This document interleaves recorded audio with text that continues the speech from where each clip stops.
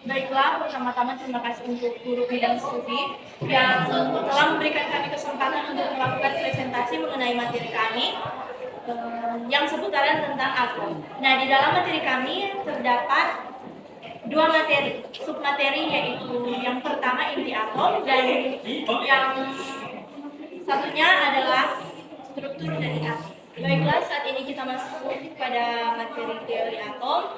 Pada 5 abad lalu sebelum Masehi, ada seorang filsuf yang bernama Demokritus.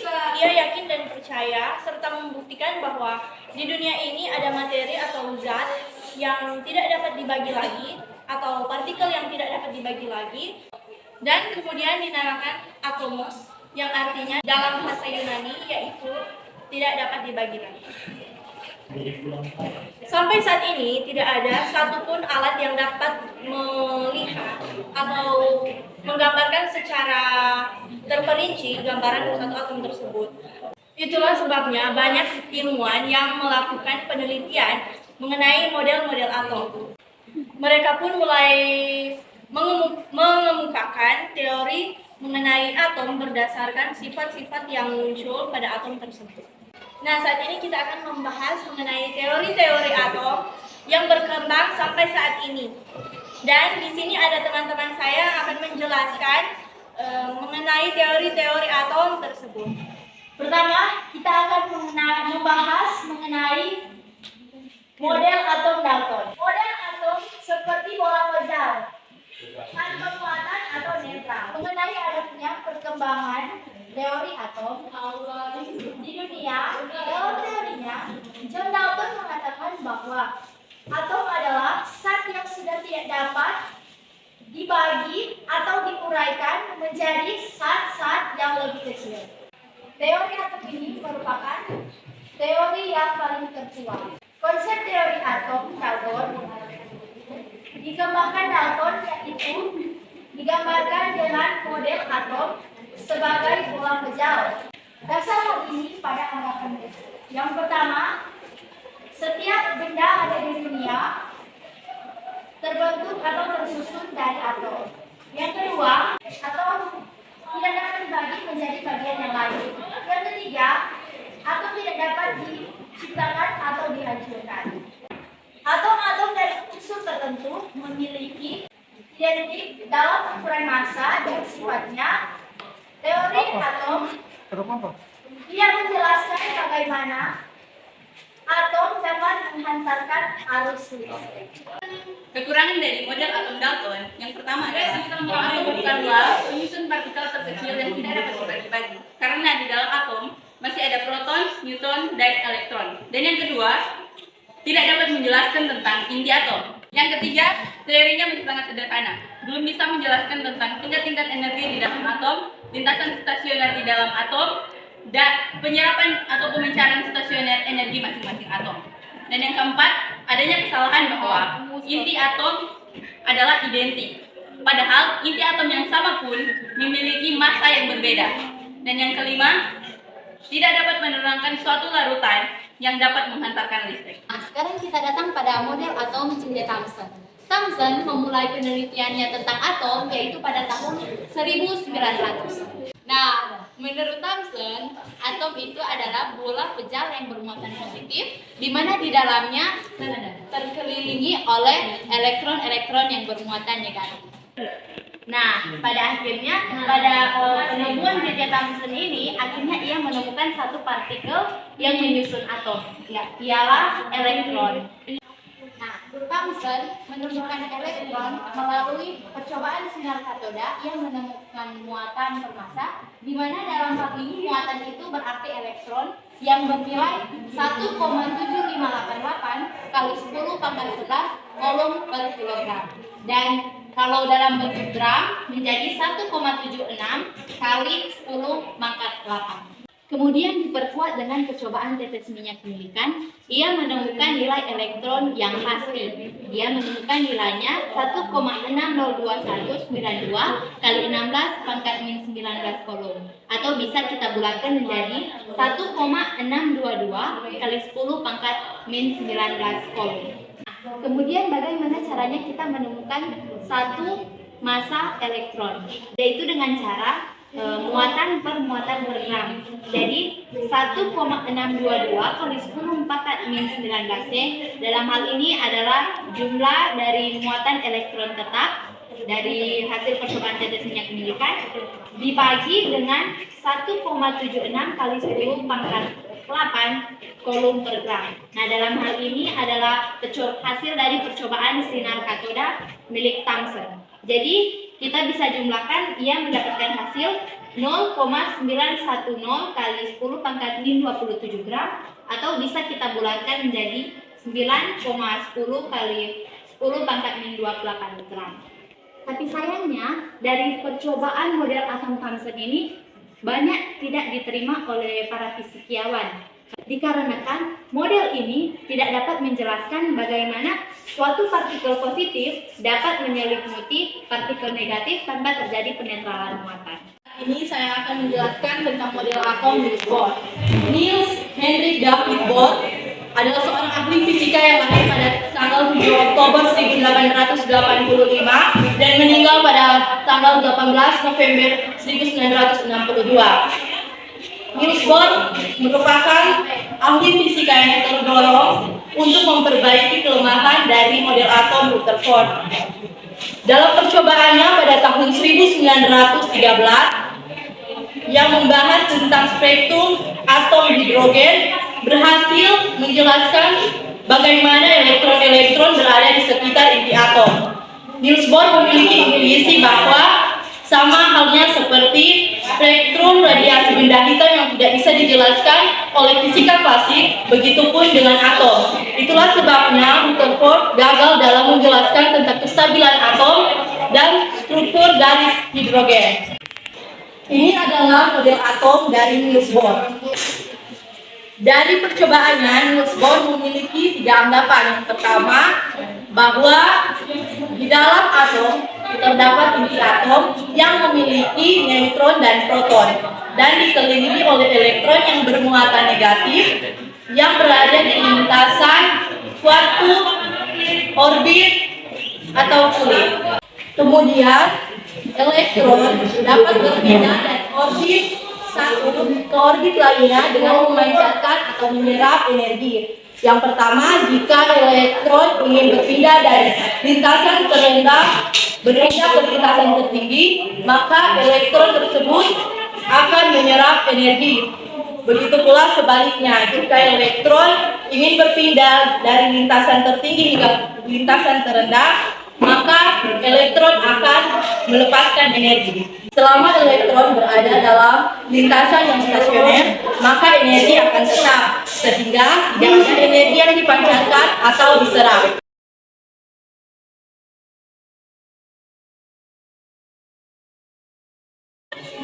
Baiklah, saat ini untuk memperjelas akan konsep dari Niels Bohr, di sini terdapat model atom Niels Bohr. Jika elektron akan berpindah lintasan dari orbit terdalam hingga orbit terluar, maka elektron akan menyerap energi. Sedangkan jika elektron ingin masuk ke dalam orbit terdalam, maka elektron akan melepaskan energi untuk menyamakan nilai sesuai dengan nilai yang ada di kulit pertama. Misalnya di dalam kulit pertama di sini nilainya ada 5, 10, dan 15. Ketika elektron akan masuk ke dalam, untuk menyamakan dari 15 ke 5, maka otomatis elektron akan melepaskan energi hingga menjadi 5. Untuk menentukan jumlah maksimum elektron pada setiap kulit, kita bisa menggunakan rumus 2 kali N pangkat 2. Misalnya, kulit K bernilai 1. Maksimum sama dengan 2 kali 1 pangkat 2, sama dengan 2 elektron. Untuk kulit-kulit selanjutnya, kita bisa menggunakan rumus 2 kali N pangkat 2. Model atom. Jadi pada saat ini saya membahas percobaan yang dilakukan oleh Niels Bohr, yaitu penembakan sinar alfa pada bukti keluar emas. Dapat dilihat ilustrasinya. Ini adalah sumber sinar alfa yang dipancarkan melalui mata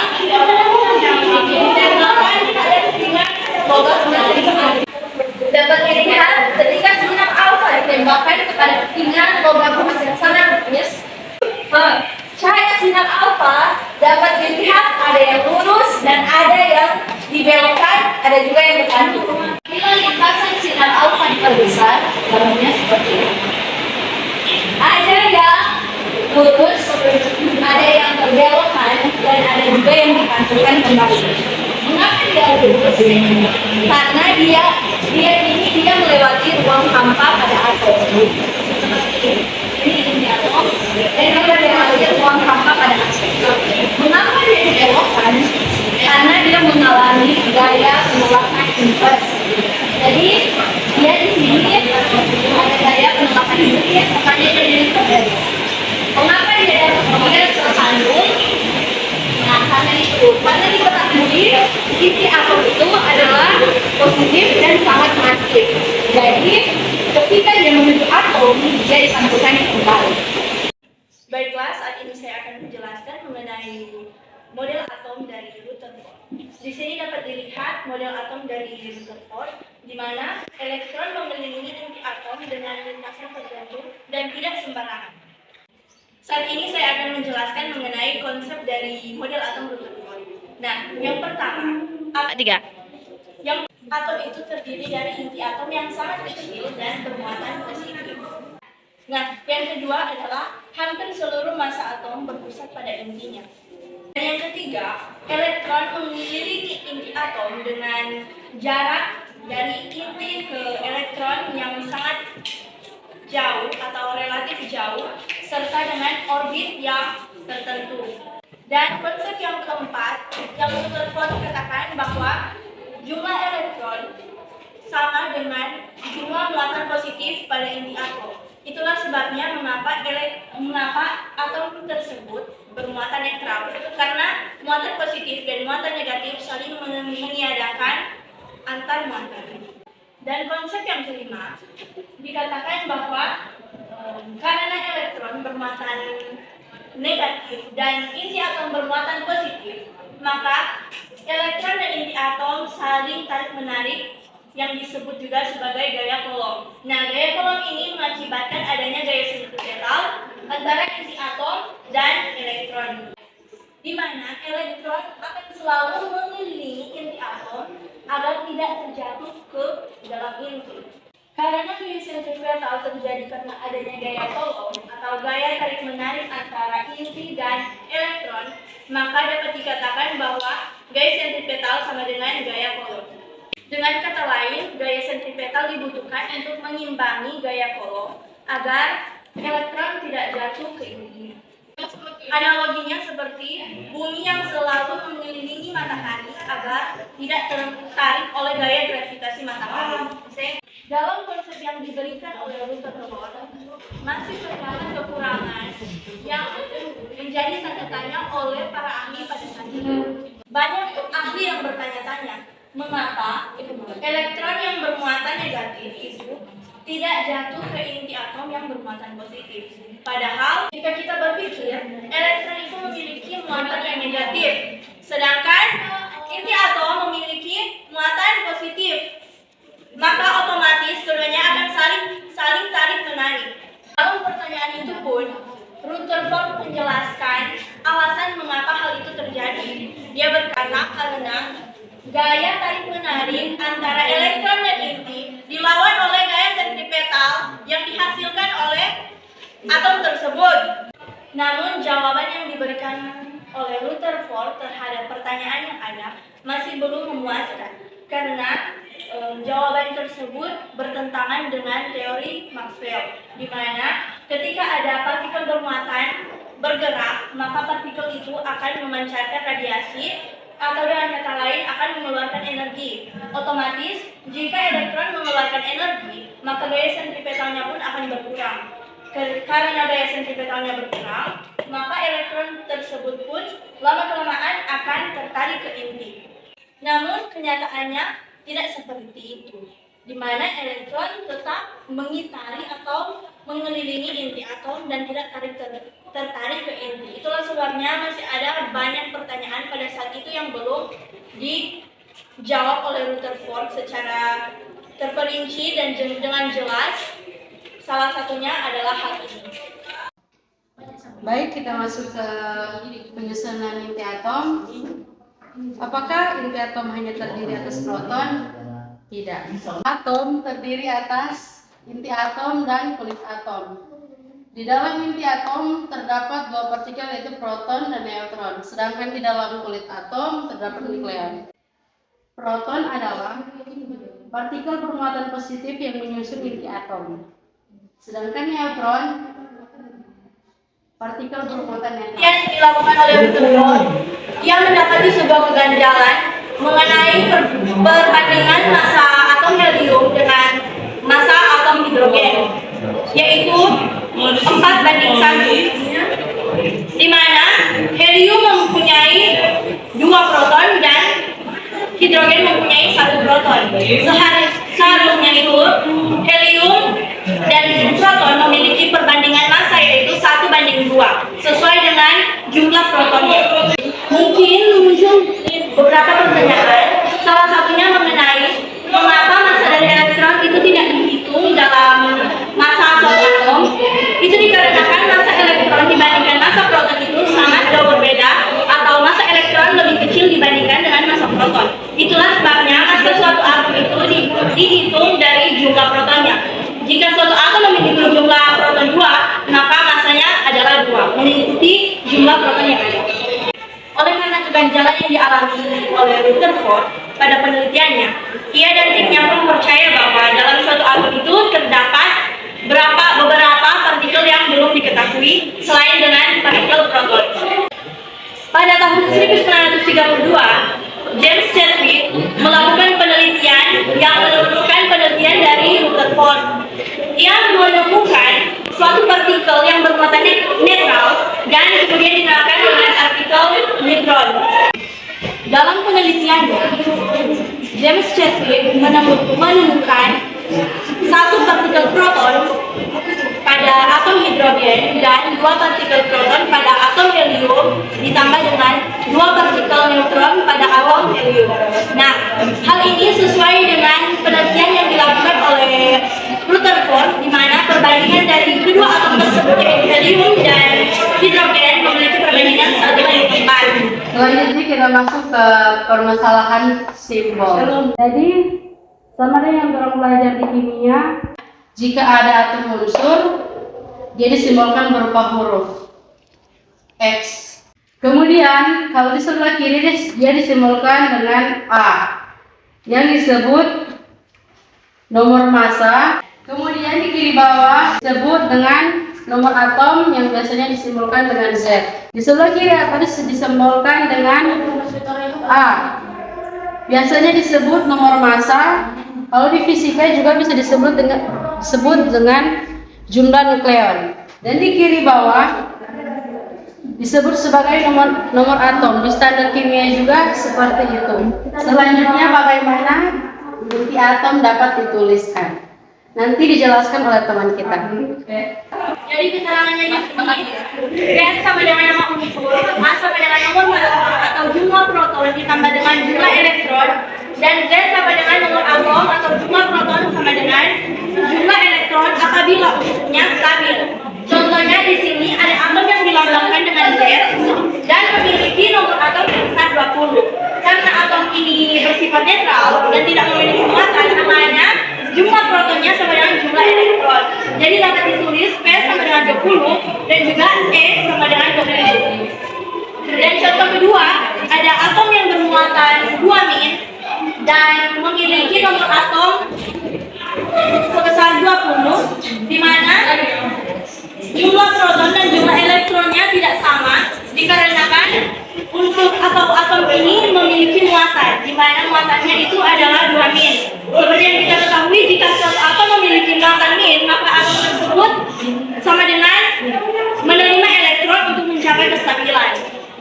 Dan di sini ada atom yang ketiga, di mana atom ini memiliki nomor atom sebesar 20 dan muatan sebesar 2-. Nah, atom ini memiliki proton sebesar 20 mengikuti nomor atomnya, dan elektronnya dijumlahkan jadi 20 kurang 2 sama dengan 18. Elektronnya didapat sebesar 18, itu dikarenakan atom ini memiliki jumlah muatan yaitu 2-, di mana atom ini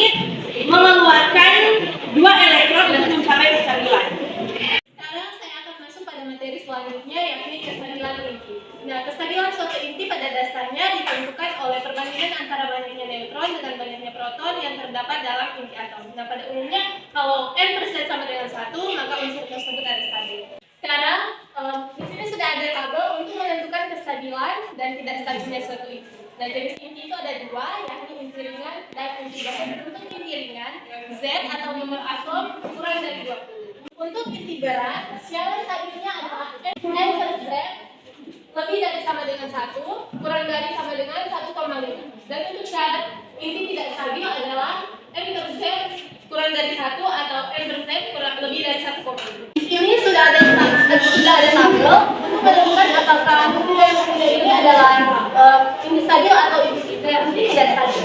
Pada contoh yang pertama ada RA atau RA di mana massa atomnya adalah 226 dan nomor atomnya adalah 48. N per Z sama dengan 226 kurang 88 per 88 sama dengan 138 per 88 dan hasilnya adalah 1,57. Sesuai syarat yang sudah dijelaskan sebelumnya, jika nomor atom lebih dari 20 maka unsur inti tersebut adalah inti stabil. Dan sesuai syarat yang ada, jika n per Z itu lebih dari 1,5 maka inti tersebut tidak stabil.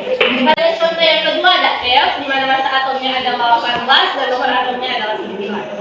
N per Z sama dengan 18 kurang 9 per 9 sama dengan 9 per 9, hasilnya adalah 1.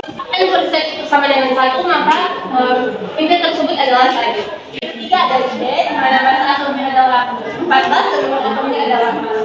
N per Z sama dengan 14 kurang 6 per 6 sama dengan 8 per 6 dan hasilnya adalah 1,33. Dan sesuai syarat yang ada di sini, C nomor atomnya kurang dari 6 maka masuk pada jenis inti ringan. Nah, untuk inti ringan jika N per Z itu tidak sama dengan 1 maka inti tersebut tidak stabil.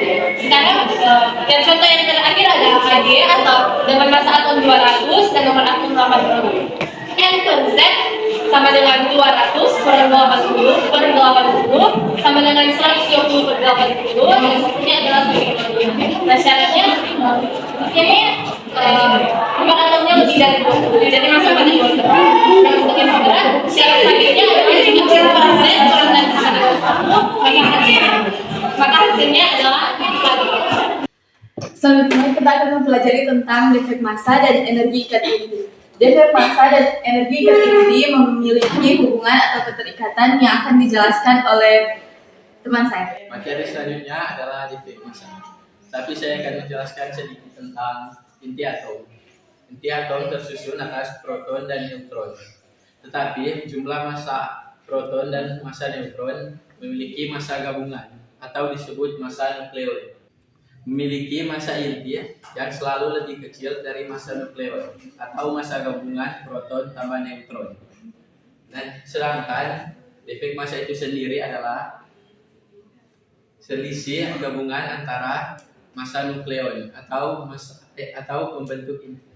Pembentuk inti itu adalah massa proton tambah massa neutron. Defek massa dapat dirumuskan sebagai delta M sama dengan Z atau jumlah proton dikali MP atau massa proton tambah N atau jumlah neutron dikali Mn atau massa neutron kurang M inti atom atau massa inti atom. Nah, kenapa di sini dikurangi? Karena seperti yang saya sudah jelaskan tadi, massa inti selalu lebih kecil dari massa nukleon atau massa gabungan proton tambah massa neutron. Energi ikat inti. Energi ikat inti itu tersusun dari dua partikel, yaitu partikel proton dan neutron. Dan ada juga yang disebut dengan nuklida. Nuklida itu tempat di mana proton dan neutron yang dibungkus dengan dua artikel yang berbeda. Inti atom tersusun atas proton dan neutron. Proton dan neutron yang saling terpisah dapat terikat dengan inti atom lain. Atom yang mengalami satu kesatuan akan mengalami pemisahan. Mengapa proton dan neutron itu yang sudah terpisah dapat terikat dengan inti atom lain?